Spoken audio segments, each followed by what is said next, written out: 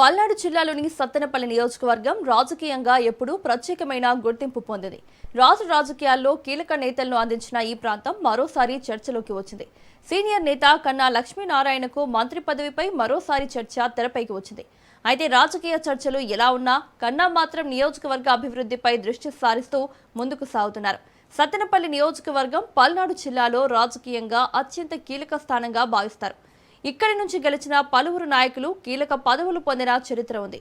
ఈ నియోజకవర్గం ఎప్పుడూ పోటీ రాజకీయాలకు కేంద్ర బిందువుగా నిలుస్తూ వచ్చింది.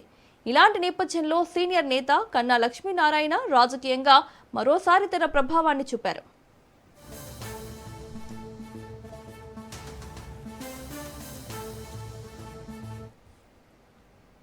గత ఎన్నికల్లో తెలుగుదేశం కూటమి తరపున సత్తెనపల్లి నుంచి పోటీ చేసిన కన్నా లక్ష్మీనారాయణ విజయం సాధించారు.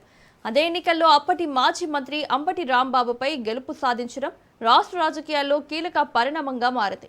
ఈ విజయం ద్వారా ఆయన రాజకీయ అనుభవం, స్థానిక బలాన్ని మరోసారి నిరూపించుకున్నారు. కూటమి ప్రభుత్వం భారీ మెజారిటీ సాధించిన తర్వాత మంత్రివర్గ ఏర్పాటుపై చర్చలు జరిగినప్పుడు సీనియర్ నేత కన్నా లక్ష్మీనారాయణకు మంత్రి పదవి వస్తుందని క్యాడర్ భావించింది.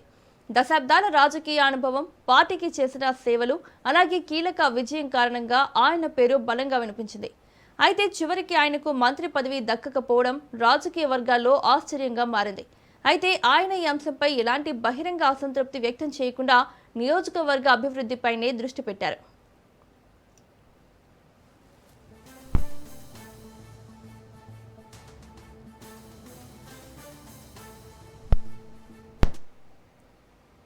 మంత్రి పదవి రాకపోయినా కన్నా లక్ష్మీనారాయణ సత్తెనపల్లి నియోజకవర్గ అభివృద్ధిపై ప్రత్యేక దృష్టి పెట్టినట్లు తెలుస్తోంది.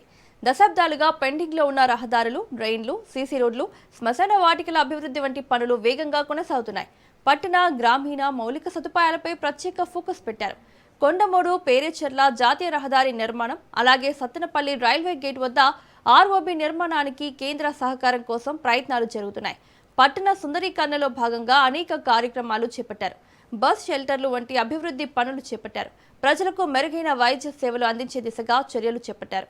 అలాగే కన్నా లక్ష్మీనారాయణకు చెందిన కన్నా రంగయ్య చారిటబుల్ ట్రస్ట్ ద్వారా పేద విద్యార్థులకు స్కాలర్షిప్లు అందిస్తున్నారు.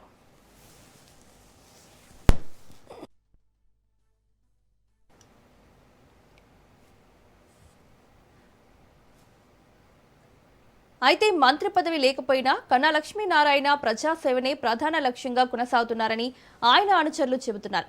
కూటమి ప్రభుత్వం అమలు చేస్తున్న సంక్షేమ పథకాలను అర్హులందరికీ చేరేలా చూడడం, సీఎంఆర్ఎఫ్ చెక్కుల పంపిణీ వంటి కార్యక్రమాల్లో కూడా ఆయన చురుకుగా పాల్గొంటున్నారు.